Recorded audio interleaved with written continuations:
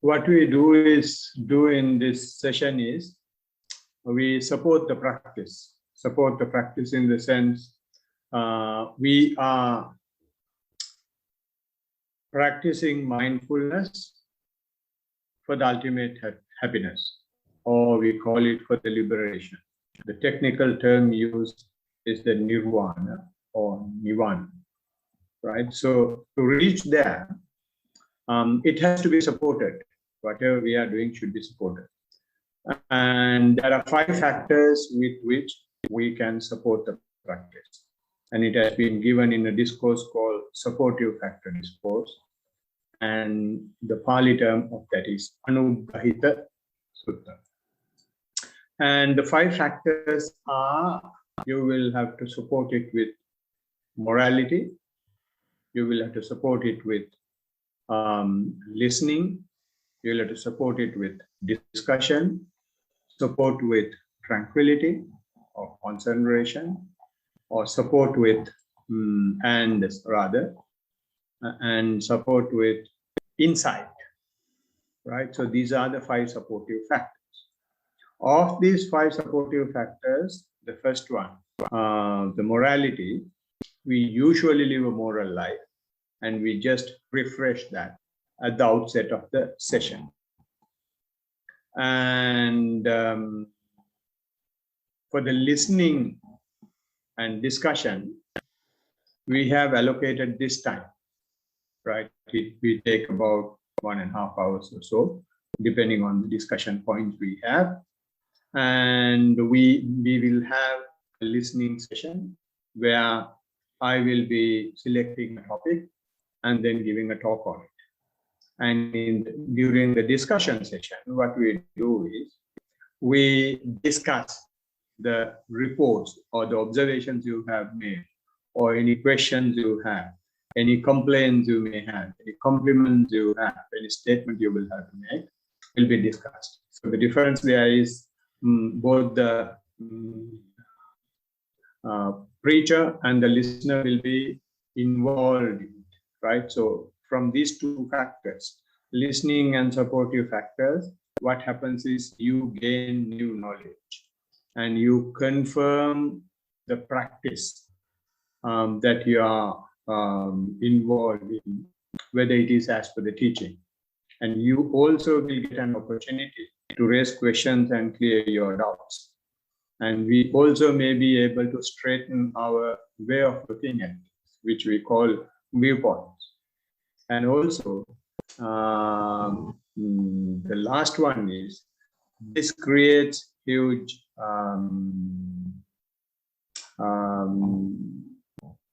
uplifting of spirituality. We call it Dhamma Uddaj, right? So in the Buddhist world, this last one is the only one that is at work. In the Buddhist world, they don't practice, but they just keep listening. So it's like listening to a Michael Jackson song or a Ed Sheeran song. They don't practice, but just have the entertainment factor only. But in our case, the Buddha's advice is, it is not just for the sake of listening and entertaining yourself, but it is to support the path you are walking on. So usually we first take the listening supportive factor before the discussion supportive factor. But today I would like to change that order. I would first like to go to the discussion supportive factor and discuss whatever questions, comments you have before going on to the listening supportive factor. So I will open the floor for the team or group. So if you have any questions, now is the time. Or question, comment, whatever you want to say. Anything about the practice, anything that I have not explained enough, anything that you can't understand, or any observations. Is it possible to understand this practice? Possible to understand the practice? It's so difficult to ask the question. Yes. So, I mean, you can understand how to do the practice, but my question is it possible to actually understand? Yeah. So in other words, let me put it this way: are you trying to justify the path, justify how it will happen, what will happen? I think what I'm trying to do through mindfulness is simply experience. Is that correct? Sorry, there was a bit of a disturbance. Sorry, I didn't hear the middle part. Is mindfulness simply experiencing, or is mindfulness also understanding? Okay. Yeah. What we do is simply experiencing. What we say is simply experience and observe. That's the only thing we ask the practitioners to do. And what actually happens is a process. So in that process, if I explain it this way, we have a lot of defilements, which you may have heard, right? So defilements means unwholesome qualities that we have developed, right? So basically, Buddha has classified these defilements into three. The three defilements that we have, we call it transgressional defilement, obsessional defilements, and underlying tendencies, right? Or the mental corruptions, right? So from the practice of non-reactional observation or experiencing whatever that you feel to start with the physical process and then the mental process, what we do is we are coming out of these three defilements. So let me put it this way to give a practical analogy to it. Now we observe the five precepts. And when we say transgressional defilements are those defilements that if you commit any such, you will know definitely that you have committed that, and even the rest of the world will. If you kill an animal, if you steal something, if there is any sexual misconduct, or if you lie, that's incorrect speech, or if you take intoxication, there is definitely you will know, and there is a greater possibility not the entire world will know, but the outsiders will know as well, right? So in this practice, in this few minutes of mindful walking and mindful sitting, you did not do any of those things, right? So to that extent, during that period, what you have completely being out of transgressional defilement. So that is simply because you have been trying to observe. So if this continues for another 1 hour, and if this becomes observation becomes your way of life, you will be completely out of this obsessional defilements, or at least when the not obsessional defilements, transgressional defilements.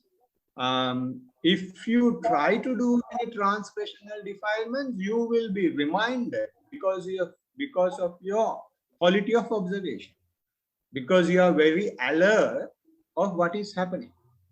So there is a big barrier to transgressional defilement, right? So that way, we come out of gradually. This does not happen overnight. More you do it, more you will be restraining from your physical activities and verbal activities, right? Transgression happens in the physical sphere as well as in the verbal sphere, right? And if you go to the other layer, which is the obsessional defilement. In the case of obsessional defilement, the difference is outsiders will not know that there is a defilement, but you definitely know. Let me give an example. When you are sitting, you get a strong sensual desire, right? Or you develop tremendous amount of arrogance and hatred within you towards somebody. The one sitting next to you, one sitting behind you, they will not know because you are cross-legged and keeping your spinal upright, eyes closed, and for them it looks like you are almost enlightened. But you know within you there is some boiling is happening, right? So they are the shadows of this physical and verbal transgressional defilement. Although it is not translated into actions and words, at the mental layer, these are still strong. These are still at work. And you are able to see them. You are able to see them only if you stop physical and verbal layer. So that is what we do basically. We ask you to observe and you feel that this is an absurd thing and it has no logic. Very true. But what the Blessed One does is stop our physical and verbal activities and let the boiling volcano inside to erupt. Right? Yes. And when it erupts, if you don't say, for example, you have a huge hatred and you come out and ask how I get rid of this, or how I stop this unwanted lust arising within me, right? So what it says is that you have completed your transgressional defilements. You don't have them. Only now the shadow is up. For that shadow, what you will have to do is when it is coming up, you simply observe that as well. You don't try to stop it. You don't try to destroy it. You don't try to extinguish it. You don't try to expel it. But I suppose I can understand that, because what happened to me when I was observing myself, or being very observant, is that I noticed, oh, I'm very impatient, and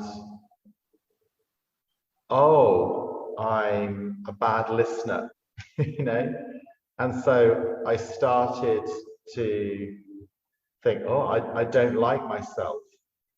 But then I just observe, oh, I don't like myself. So just another observation. So some sadness comes, so I just notice, oh, there's some sadness. And then I'm laughing, oh, there's some happiness. I just notice all the time, Yeah. So let me put a question to that. Do you consider that as mindfulness?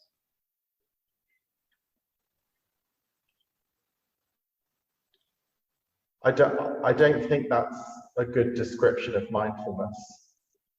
Yes, but I do.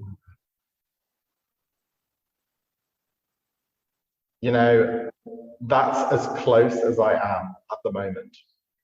Yeah, I mean, no. What I'm saying is, when I asked the question whether you consider that as mindfulness, and your answer was that it is not close enough to be mindful. Am I right? If I feel like I'm missing something. Yeah, no, I understand that and agree with you as well, because we have never been mindful. So therefore, and especially our mind does not allow us to accept that we are mindful.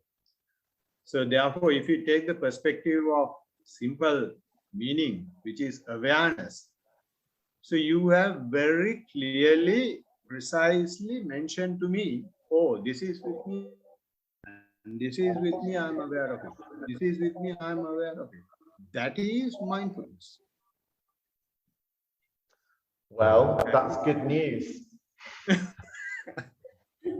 Yeah, that is mindfulness. But only thing is there, although you have observed it and you have been mindful of it, our mind does not allow us to appreciate mindfulness. So therefore, now what we will have to do is we will have to be happy that I know my bad qualities or good qualities, bad states or good states, because I am mindful. So you'll have to give the credit to mindfulness. You'll have to give the upper hand to mindfulness. And the mindfulness is only showing all this to me. And it is playing a part. And when you are mindful, only thing or the most of the thing that we can see is our bad qualities. If you see more bad qualities in us, you are getting more and more purified. Because you don't hide anything, you don't bury anything, you just allow it to come and just go. No reaction. Yeah, so like I said, that's good to hear. Yeah, and that is how this purification happens. And let me give another simile or an analogy. What happens is, what my teacher says is most of the time, it is like the iceberg. If you take the iceberg, 9/10 of the iceberg is underwater. Only one tenth is up. So what happens is, if you evaporate the if you evaporate the tip, then the upward pressure of the berg comes up. So whatever that was underwater will come up. That's exactly what is happening. Since we don't react, right? We don't give an opportunity for the cause and effect to continue. It comes up and it is asking for some liking or disliking. We don't give, we simply observe. And since we don't have any immediate reaction, and it loses its strength. And mind you, upward pressure is now very high. Now the next time, what comes up may be even stronger. Well, I think for mindfulness, you have to be very courageous. Definitely, there is no doubt about it, because you will have to see your own bad qualities, your own. Yeah. I don't want to. but that's the only way you can clear yourself. No, I really understand. Yeah, I understand. Otherwise, we can put everything in the sewage pit and do concrete and have a nice building over it, but it's boiling and bubbling inside. But if you clean it up and put everything out, it's all clear. So this is generally the process that happens from one way of explanation. Okay. Good point. Right. Any other discussion point? Okay. If there are no discussion points, no questions, then I would like to go to the listening supportive factor. Is it okay? Right. For the listening supportive factor, what we have been doing all this time is, there is, I call it the Bible of mindfulness, which is a discourse by the Blessed One. The name of the discourse is Four Foundations of Mindfulness. And Blessed One has preached that discourse in market town in India. And in that town, the people have been practicing various kinds of mindfulness, various meditation objects. So to that society, Blessed One went and told, there is only one way, one and only way for you to purify yourself. Because they have been doing their practices to purify themselves. But Buddha went and said, there is only one way, right? So they were alarmed to hear, what is this one way? Then Buddha said, there are four bases, four reference points, four foundations on which you can be mindful. And those four are being mindful on the body, being mindful on the feelings, being mindful on the mind itself, and then being mindful of the phenomena. So it's in a way progressive. In a way, when you try to bring your attention to the body, you may go to the feelings, then you may go to, when you become mindful of the feelings, then your mind will completely open up, and then you will have to be mindful of the mind. And then after being mindful of the mind, only thing you realize is, everything that I have been mindful are still working, but you will be able to see the process, right? And in this manner, although I'm saying it is progressive and it is sequential, it is not compulsory, because we may have been meditating many times in our past lives, if we believe that there is anything like that. Or else, let me put it this way, we may have different mental capacities. So based on the mental capacities, for some people, when the mind is taken to the body, more than the body, they may feel the feelings. Or some people, more than the feelings, they will feel the mind. But we don't ask anybody to straight away go to mind or to the feeling. We start at the basic point, because that is very secure, that is very tangible, that is something we can experience. So therefore, we try to be mindful of the body as much as possible, mainly because even the feelings and even the mind, when they want to perform, the stage is the body. So therefore, we give a big priority to the body and try to be mindful of the body. And that is why every day we practice walking and sitting. That is to keep our flow polished. Even if you go to mind, even if you go to feelings, then we will have always a reference from the body to whatever the other thing that we are being mindful of. And since we have been continuing this program now for quite some time, we have covered a lot of these things. I'm just giving a summary. And we have completed how you can be mindful of the body.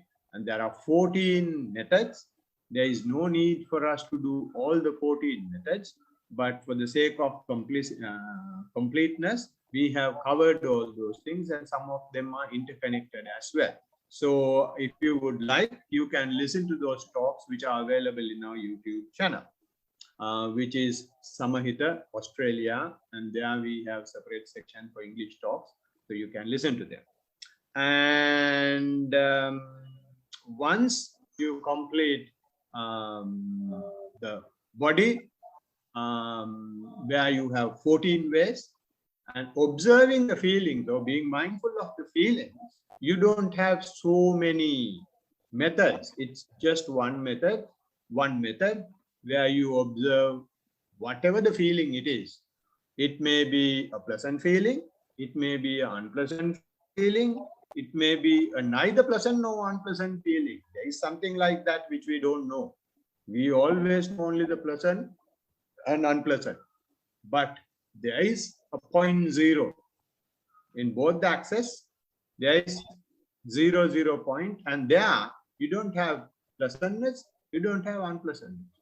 If you have anything like that, sometimes, if I may give you an example, when you practice, you may feel bored, you may be yawning. That is because there is nothing to energize. You will be energized if there is some pleasantness, there is some unpleasantness, there is some energy at work. But if that is not there, very lethargic. So it's not a mistake. That's how human mind and human body work, right? So if that is there, you become aware of that as well. Buddha says, it's just one tablet like Panadol for everything. Just be aware of it.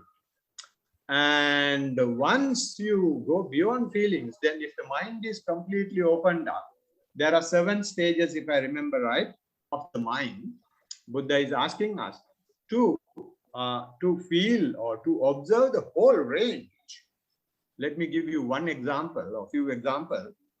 In our mind, Buddha says we have a situation where we may have lust. And in the same mind, we have the situation where we don't have the lust. So when we observe, we are very excited and panic to become mindful when the lust exists. And we are very, very careful and very alert about it, and you just become mindful, and if possible, you keep labeling lust, and just become mindful. But when it gradually fades away, we forget being mindful about it.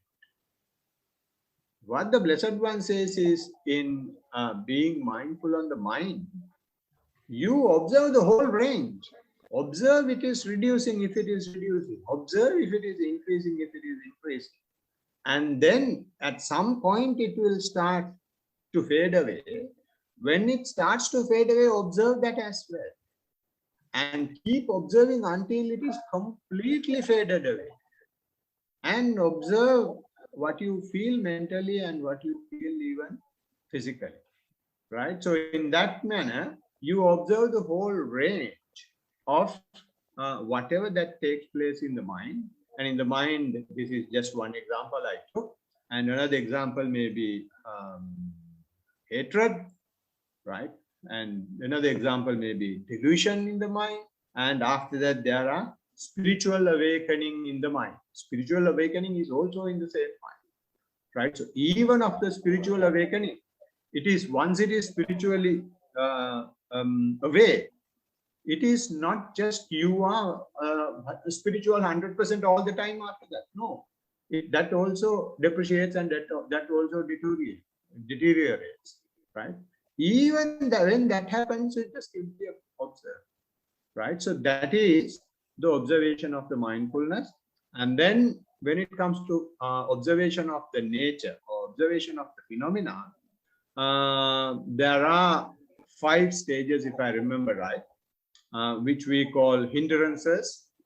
And when there are hindrances to your practice, such as sense desire, ill will, sloth and torpor, and restlessness and worry, and skeptical doubt, you just be aware of them.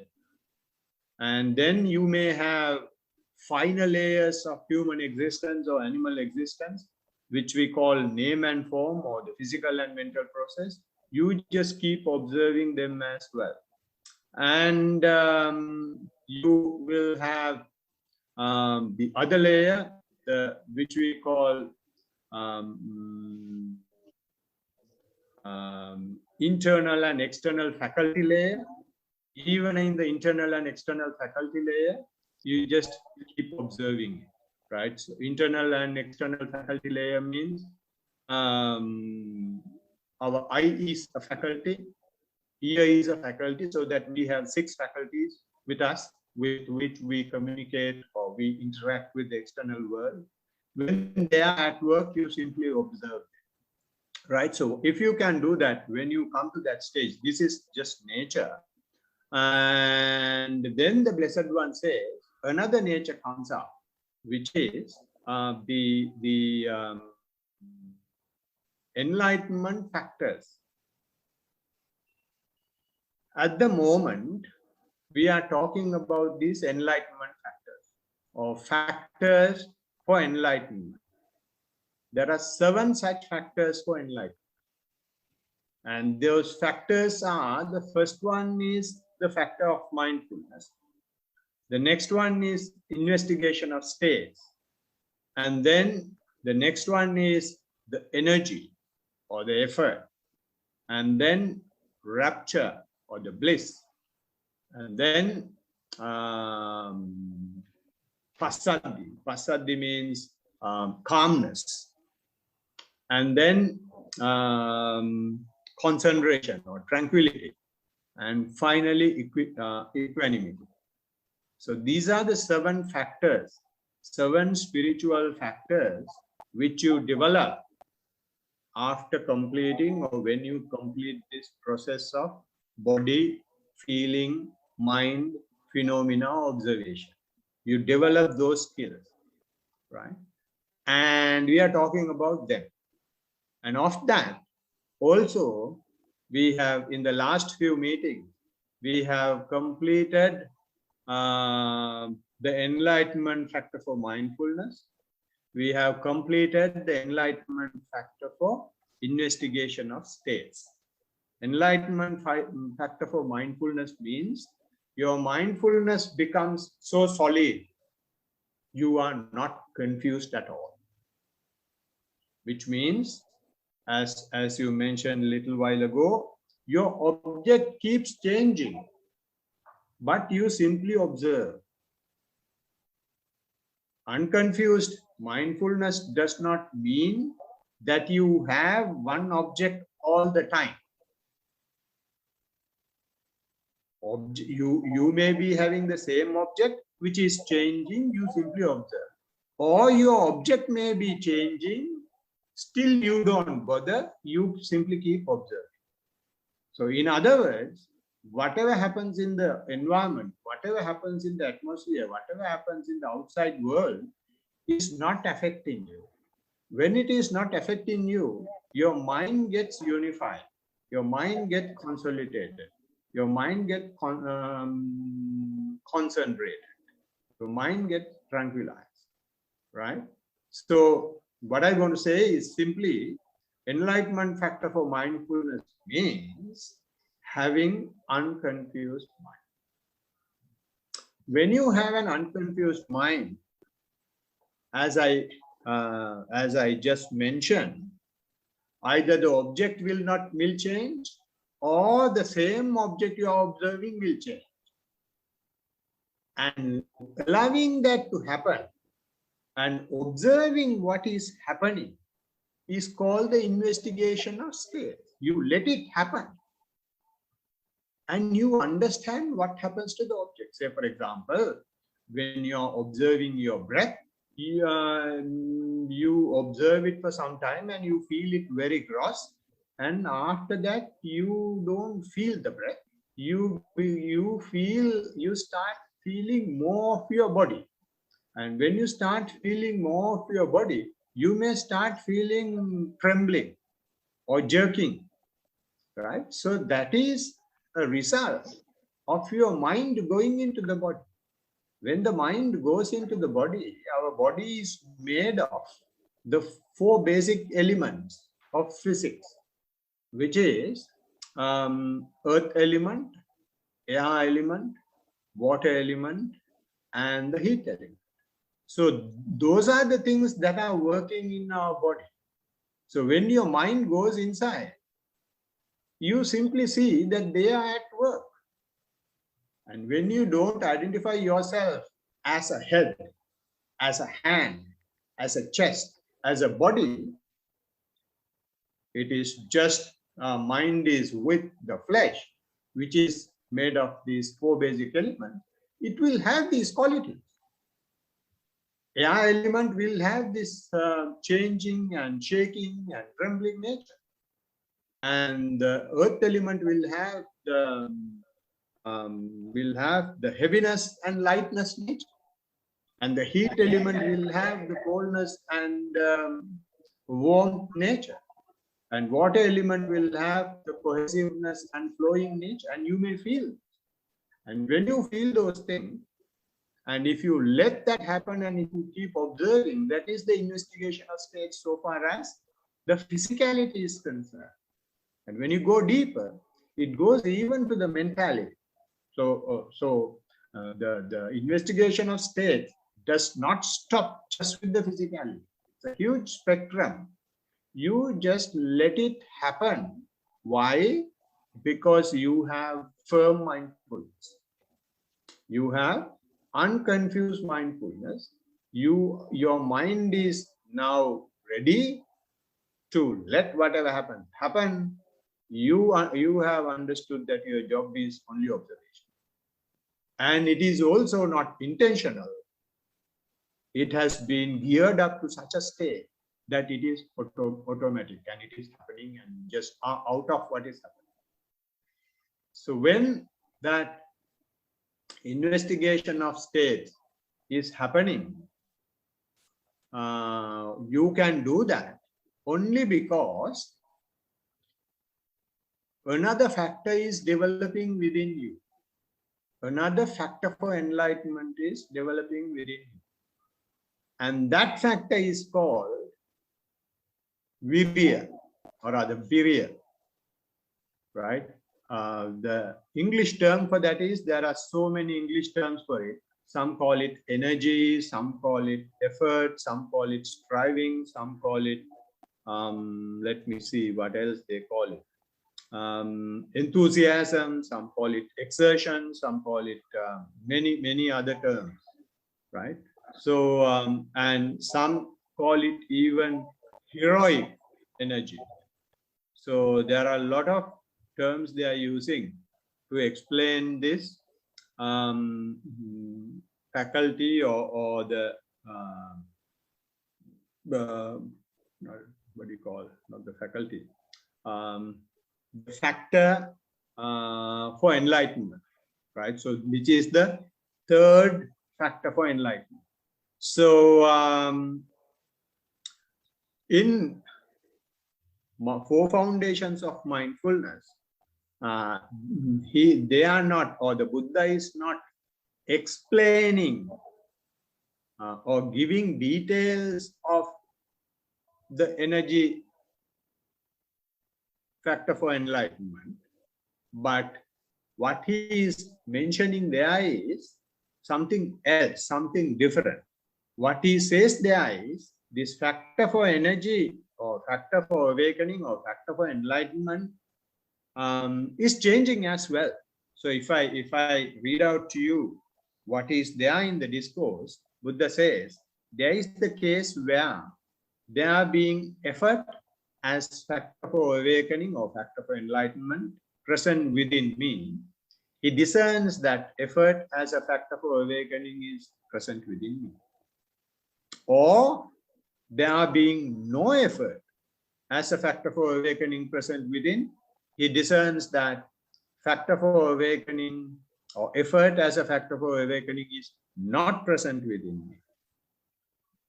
And he further goes and says, he discerns how there is a rising of unarisen effort as a factor for enlightenment. It was not there, now it is coming up. He is aware of it, he understands it. And he discerns how there is culmination of the development of effort as a factor for awakening once it has arisen. So in other words, these factors for enlightenment or factors for awakening are not static, are not permanent. They also keep changing. And that is what the Blessed One wants to tell us in the phenomena section or the nature section in the four foundations of mindfulness. So before understanding that the changing nature of it, I thought we should understand what these factors are. So therefore, what I am doing at the moment is explaining each of them one by one. So I have explained, as I said earlier, factor for mindfulness, or the mindfulness as a factor for awakening, and the investigation of states as factor for awakening. Now, today, we are going to discuss Virya Sambojjhanga, in other words, effort or the energy as a factor for awakening. So this factor for awakening like other factors, is not something that happens all of a sudden. Is not something that happens out of the blue. All these are evolutions. All these are happening gradually, little by little, slowly, right? So we will see what the Blessed One has, or what sort of information the Blessed One has given, how they slowly develop. The Blessed One has mentioned to achieve the final enlightenment, to achieve the final stage of liberation. There are 37 factors, and I will have to warn you, because we are having a power cut now. My battery is dying out of the computer. If it dies out, don't worry. I will go ahead with my mobile. Okay. So we have some alternative, right? So the Blessed One has given 37 qualities, wholesome qualities, that you may develop to achieve the final liberation. Those 37 qualities are, they call it, first one is Satra Satipatthana, which is 4 foundations of mindfulness. Second one is 4 right exertions, 8 there. And then next one is 4 bases of spiritual powers, 12. And then they call 5 spiritual faculties, 17. And then the Blessed One is saying 5 spiritual strengths, and then 7 factors for enlightenment rather, and then 8-fold noble path. So all that comes to 37. So in these 37 wholesome qualities, the term energy, or the term exertion, or enthusiasm, whatever you want to call it, is appearing in 9 places, right? So that is the quality, spiritual quality, that appears most of the time in this 37. And the mindfulness is appearing only 8 times, whereas Kriya or energy is appearing more than mindfulness, because that is more important than mindfulness, because we will have to engage ourselves with the practice. We will have to energize ourselves. We will have to be enthusiastic in doing it. So therefore, that Kriya factor or the energy factor is more important in the practice. So therefore, it is appearing more times in the wholesome quality. And of those, the first one is 4 right exertions. So there are 4 right exertions, 4 right energies or efforts to start with. And then in 4 bases of spiritual powers, there are 4 there, and of those 4, energy is 1. The other 3 are will, mind, and analysis, which I am not going to go into detail. And in 5 spiritual faculties, there are conviction, energy, mindfulness, concentration. So even there, energy appears as 1. And in 5 spiritual strengths, again, you have conviction, energy, mindfulness, concentration, and wisdom. Again, the energy is appearing once there. And in 7 factors of enlightenment, for enlightenment, which we are discussing now, energy is appearing, and we are discussing it now. And in 8-fold noble path, also, it is appearing once. The term is Vayama, means action, or rather energy. So in that manner, it is appearing 9 times in the 37 wholesome factors. And when I say 9 times, they are evolution of the same mental quality. They are the evolution of the same mental process. So if of those 9 stages of evolution, I would like to take the first one, which is 4 right exertions. So if I take 4 right exertions, this might take some time. Chatu, is it okay?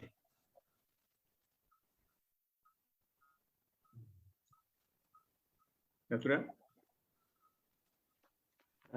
It might be a bit too long, but it's 9:15 nearly here.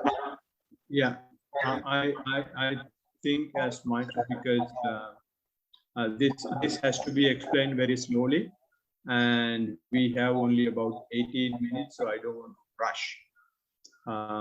So therefore, I recommend concluding here as well. Before we conclude, if we have any comments or questions about what I just mentioned, I'm happy to answer. So, Chad, is the session finishing now? Basically, if you have any opening up for questions, you can ask any questions there. I have 2 questions. So my first question is Buddha conscious now? Buddha doesn't, he's not living anymore. So he's not Buddha is not conscious now. No, he's not a living being now. Okay, Yes, not passed now. away. Understand. And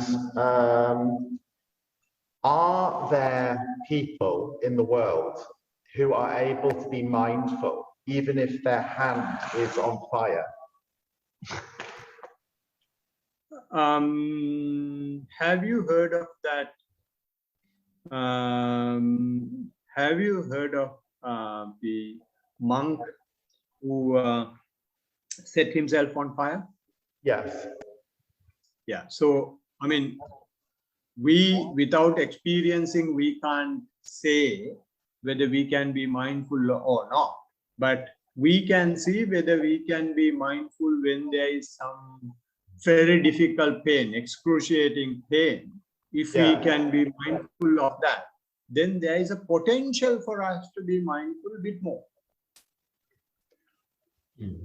Thank you for answering. Yeah, and there is a comment that has come from Anne, who says Buddha is conscious in his teachings the Dhamma, which means when Buddha, hopefully, I think that is what she means. When Buddha passed away, or before Buddha passed away, he said there is no teacher, there is no leader. The leader will be the teaching itself. So if you want to know, and what he has said is, I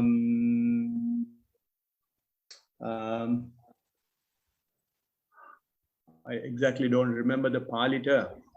It says, one who sees me sees Dhamma, one who sees Dhamma sees me. Right? So if you see Dhamma, if you experience Dhamma, you are experiencing Buddha.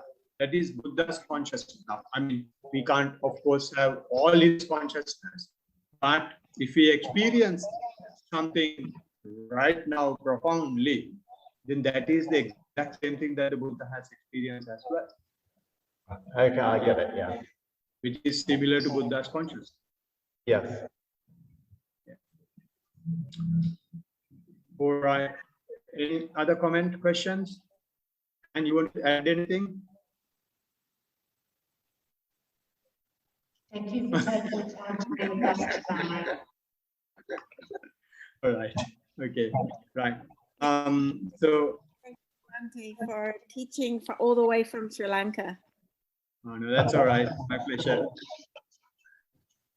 Right. We can conclude the session. To conclude the session, we can, in the traditional manner, we can transfer these positive energies to the other living beings in the universe. So we can chant that section.